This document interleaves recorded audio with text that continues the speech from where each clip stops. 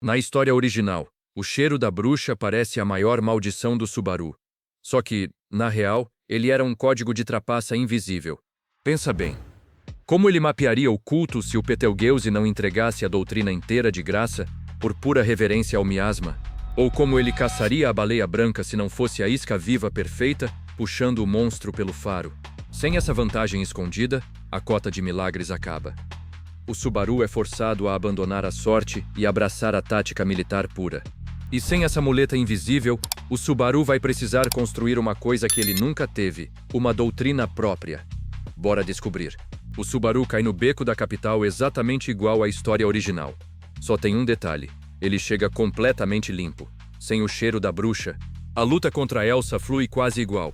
Ele protege a Emília, compra tempo na casa de saques, toma o corte na barriga e acorda na mansão. A diferença vem depois. Em vez de entrar num pesadelo provocado pela paranoia da Hem, os primeiros retornos nascem de outro problema: a maldição da vila. A ausência do cheiro muda tudo em silêncio. A Hem esbarra nele no corredor e não sente nada de demoníaco. Sobra só um hóspede estranho, sem origem clara, colado na candidata ao trono. Isso não apaga a desconfiança dela, só tira o gatilho que transformaria a suspeita em execução imediata. Ela continua sendo a Hem, vigia cada passo dele, testa contradições, reporta tudo à irmã e mantém a massa pronta demais. Mas sem o miasma, a dúvida fica dentro do protocolo da mansão. Quando Subaru morre, o culpado não parece ser ela. O padrão aponta para a vila e para as bestas mágicas. A invasão das bestas mágicas ainda acontece, e a maldição nas crianças continua sendo o relógio da tragédia. Subaru precisa morrer e observar o suficiente para ligar mordidas, febre e floresta. A vitória nasce dessa leitura: avisar Beatrice, puxar Hem para uma resposta organizada e acelerar a evacuação da vila. Na floresta, a Hem luta de forma tática e profissional. Ela cobre as crianças, corta a linha das bestas e aceita as informações estranhas do Subaru porque elas salvam tempo real. Ele se arrisca, sim, mas não precisa quebrar o próprio corpo numa catarse suicida para provar que merece existir. Por isso o vínculo deles ainda nasce, só com outra temperatura. Sem os loops de morte, o Subaru não carrega o trauma de ser odiado. Isso elimina a necessidade de se sacrificar ao limite na floresta, impedindo o momento de quase morte onde ele ganharia a devoção cega da Hem. A relação cresce como parceria conquistada, sem os alicerces extremos da tortura e do sacrifício original. Aqui, ela gosta dele de verdade. Só que nunca com aquela intensidade absurda da história original, carinho sincero, devoção não. E essa diferença de voltagem vai custar caro mais na frente. Avançando para a capital, a briga com a Emília na capital rola exatamente igual. O Subaru fica para trás, remoendo o próprio orgulho, até que a Hem sente a conexão telepática com a Han despencar. Ela deixa o Subaru para trás e dispara para a mansão, e ele precisa seguir viagem com o Otto. Só que a viagem inteira é um silêncio absoluto. Nenhum monstro cruza a estrada. Nenhum vulto suspeito pula das árvores.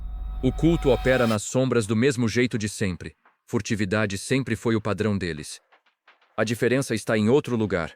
Para aqueles fanáticos, o Subaru agora é só um viajante qualquer. Nenhum deles sente nada nele. No primeiro loop, o Subaru é emboscado e morto na floresta pelos cultistas antes mesmo de chegar na vila de Arlan.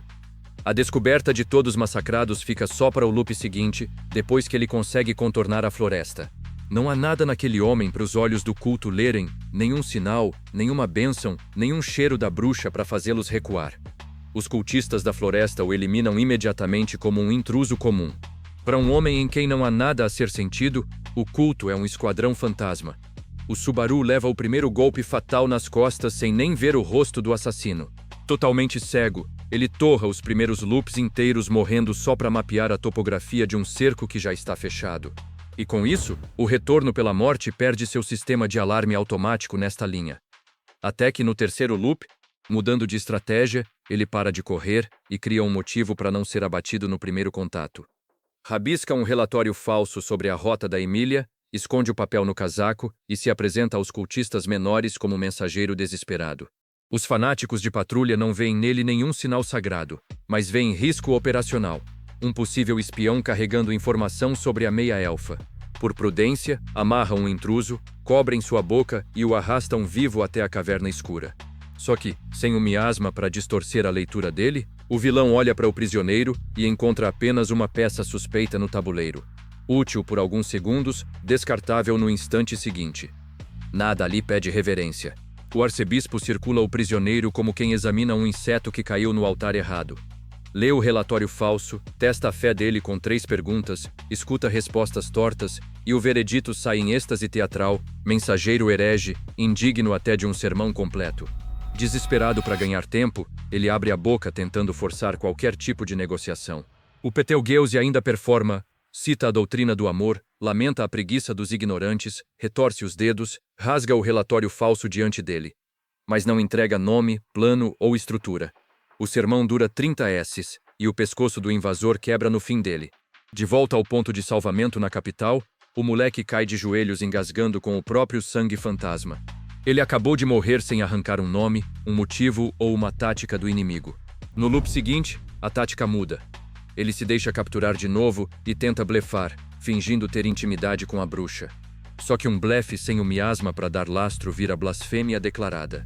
O Betelgeuse explode em fúria teatral, gritos, dedos retorcidos, escritura decorada, e executa o herege sem deixar escapar um único segredo que preste. Lembra que, na história original, o miasma faz o Betelgeuse enxergar algo anormal no Subaru? É justamente essa reação que abre a brecha para o garoto arrancar informações do arcebispo, o monólogo, a doutrina, os dedos. Aqui a brecha simplesmente não existe. Da boca do arcebispo saem sermões, nunca segredos. Os planos e os dedos do culto continuam no escuro. Cada migalha de informação custa um loop inteiro pago em morte. E a ignorância cobra seu preço. Sem uma saída clara para salvar a todos, a mente do garoto simplesmente quebra. Esmagado pelo peso de tantas mortes cegas, ele desaba no mirante da capital e implora para Ren fugir com ele para Cararag. Ela recusa a fuga e tenta consolar o parceiro. Só que, sem aquela devoção fanática forjada no Arco 2, a confissão sai morna. É um carinho sincero de colega de trabalho, mas não tem a voltagem necessária para curar o trauma de quem morreu tantas vezes. Lembra que na história original, esse é o momento exato em que o amor inabalável dela salva a alma do protagonista. Aqui, a catarse falha, o Subaru continua quebrado no chão e a guerra parece perdida. Ou é o que você pensaria? O vácuo no terraço é preenchido pelo Wilhelm. O velho espadachim não consola, ele questiona o método. Você está tentando vencer uma batalha que ainda nem começou. 14 anos de preparação obsessiva contra o monstro que levou sua esposa falam por ele. E a ficha do Subaru cai ali. Ele estava tentando descobrir a resposta certa. O Wilhelm passou 14 anos preparando respostas para qualquer possibilidade. O garoto levanta do chão não pelo afeto, mas por entender essa diferença. Com isso, ele abandona a fantasia profética para abraçar a engenharia militar. Daqui em diante, nesta linha, o Subaru nunca cruzou com a baleia na estrada. Perdeu até o encontro que, na história original, entregou o horário exato do monstro. Ele entra na negociação com Krusht, sem celular brilhando, sem hora marcada, oferecendo só uma aposta limitada. Patrulhar uma janela provável antes que o custo exploda. Em vez de vender o futuro, ele joga mapas gigantes na mesa da candidata. Com Wilhelm ao lado, o garoto para de tentar ser vidente e assume o papel de arquiteto logístico. Quantos dias a tropa aguenta? Quantas carroças alimentam a vigília? E quando recuar sem transformar cálculo em suicídio? O plano nasce da topografia da rodovia Lipes, não de profecia. Eles cruzam rotas de suprimento, relatos de desaparecimento e 14 anos de dados empíricos do Wilhelm para cercar uma área de caça provável. Não é ponto exato, é um corredor caro demais para vigiar por muito tempo. Debruçados sobre a madeira, os dois movem peças de infantaria e calculam rotação de escoltas, descanso dos dragões terrestres e consumo de munição. A operação inclui noites em falso, patrulhas voltando sem ver nada e batedores suando alarmes por névoa comum. Não tem clarividência aqui, só preparação bruta e desgaste. O Subaru não tem hora marcada para vender. O que ele põe na mesa é terreno, rotas, uma janela curta de patrulha e um plano de retirada caso a fera não apareça. É uma proposta de soldado, aceitar dias de custo controlado para evitar anos de desaparecimentos na Lipes. E a Krusht enxerga o concreto. Controle temporário da rodovia Lipas, comércio escoltado, padrões acumulados pelo Wilhelm, risco limitado por uma data de retirada e uso do próprio arsenal de campanha. Ela fecha como general, não porque acredita num milagre, mas porque o falso positivo também já está no orçamento. Só que a lógica que convence um soldado é a mesma que afasta um comerciante. Sem a garantia exata de lucro que o celular dava, a Anastasia recusa o risco e tira os mercenários dela da caçada. Julius, ligado àquele tabuleiro, também fica fora por enquanto. Sem os homens-fera de Kararag, a força perde muito peso e marcha com números reduzidos. Para compensar, Krusty troca velocidade por engenharia. Carroças com correntes, estacas desmontadas, cristais de fogo e metias de artilharia seguem para a garganta escolhida sob a árvore de Flugel. O exército marcha guiado por probabilidade, não por clarividência. Eles não vão para uma batalha marcada, vão para uma vigília armada, com suprimentos queimando, turnos exaustos e a chance real de voltar para casa sem monstro nenhum. Avançando para a zona de abate, depois de noites geladas, alarmes falsos e carroças de suprimento ficando leves demais, a janela de patrulha quase termina. É aí que o exército congela sob a árvore de Flugel. Não por destino perfeito, mas porque a baleia branca finalmente rasga as nuvens dentro do cerco probabilístico que eles pagaram caro para manter. Só que o combate vira um caos absoluto. O Wilhelm assume a linha de frente e berra para a vanguarda se espalhar. O Subaru tenta reproduzir no braço a estratégia da linha original. Corre pelo flanco montado na patrache, gritando a plenos pulmões, acenando, se oferecendo como alvo. Mas a fera simplesmente vira o rosto. O agro da história original nunca foi barulho, era o miasma. Não existe substituto manual. E o Subaru descobre isso no meio da batalha. Aquela carta não existe mais. Totalmente solta, a baleia mergulha no meio da formação principal, esmagando as linhas de defesa da Krusty de forma completamente aleatória. A névoa do apagamento inunda o desfiladeiro, e dezenas de soldados começam a sumir da existência sem que ninguém consiga prever o próximo alvo. O Subaru assiste à carnificina de longe, com as mãos tremendo nas rédeas, incapaz de desviar um único ataque daquela matança. Lembra que na história original, ele salvou essa mesma tropa só cavalgando em círculos e fedendo a bruxa para segurar o agro da fera. Aqui, o plano usa uma zona de abate que Wilhelm e Krusty já estudavam havia anos nos registros da Lipas. Subaru só escolhe a garganta sob Flugel e ativa a preparação emergencial. Magia de terra ergue taludes, correntes do trem de campanha fecham ângulos e metias de artilharia de Krusty miram o corredor. O Wilhelm comanda rotações por sinalização. Esquadrões entram, ferem e recuam antes da névoa fechar, enquanto magos de terra reforçam taludes quebrados. Nada disso controla a baleia de verdade. Só tira altitude, reduz opções e mantém o desastre voador por instantes dentro do alcance dos disparos. Quando a baleia mergulha para esmagar a linha de frente, ela desce na garganta escolhida.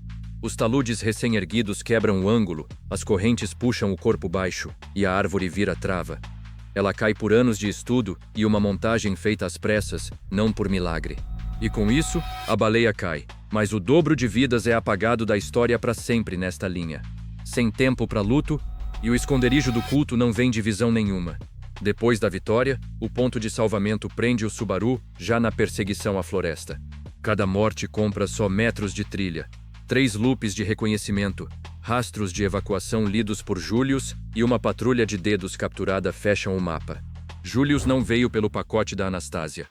Depois da baleia, Krusty usa o prestígio da vitória para requisitar apoio formal dos cavaleiros e Subaru engole o orgulho numa reparação pública. Com essa ponte feita, o cerco fecha na floresta. Wilhelm e Julius assumem a linha de frente. Com o corpo principal destruído, o arcebispo entra em pânico. O espírito dele abandona o cadáver e voa pela floresta, buscando desesperadamente um dedo sobrevivente para usar de vaso. E o Subaru nunca entra nessa conta. Nada nesta linha jamais levou o Betelgeuse a olhá-lo como hospedeiro, a circunstância que fazia isso acontecer na história original nunca existiu aqui. Lembra que na história original a morte do arcebispo desperta a autoridade da preguiça no protagonista? Aqui, o Subaru nunca chega a cruzar com o espírito do Betelgeuse, e a autoridade simplesmente não se manifesta nele. Se o fator morreu, migrou ou dorme em outro lugar, esta linha nunca descobre. E presta atenção no que isso significa. Tirar o cheiro da bruxa não removeu só desvantagens. Nesta linha, a Invisible Providence, a mão invisível que um dia poderia ser a diferença entre a vida e a morte, talvez nunca desperte. Uma arma do futuro que pode nem existir.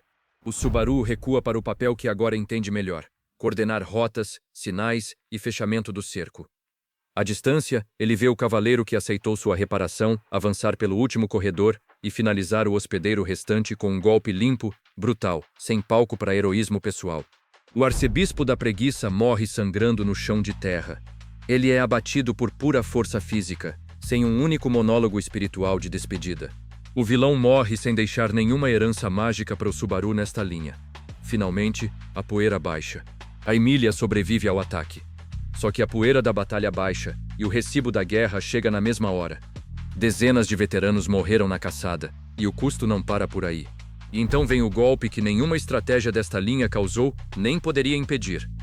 Na estrada de volta, como sempre aconteceria, a comitiva da Reine cruza o caminho do arcebispo da Gula. Ela é apagada da memória do mundo. A mudança não mexeu no monstro. Mexeu no homem que vai receber a notícia. Quando o Subaru encontra o corpo dela em coma, o impulso antigo sobe pela garganta. Forçar o reset, morrer de novo, consertar na marra. Chorando e sofrendo profundamente ao lado da Reine, ele chega a encostar a mão na faca e para. Um reset cego agora pode jogar tudo a perder. Ele engole a dor com a lição mais cara da nova doutrina. É preciso usar a cabeça, nem toda morte é uma ferramenta. Apesar do luto, o Subaru procura o Wilhelm e pede para ser seu aluno.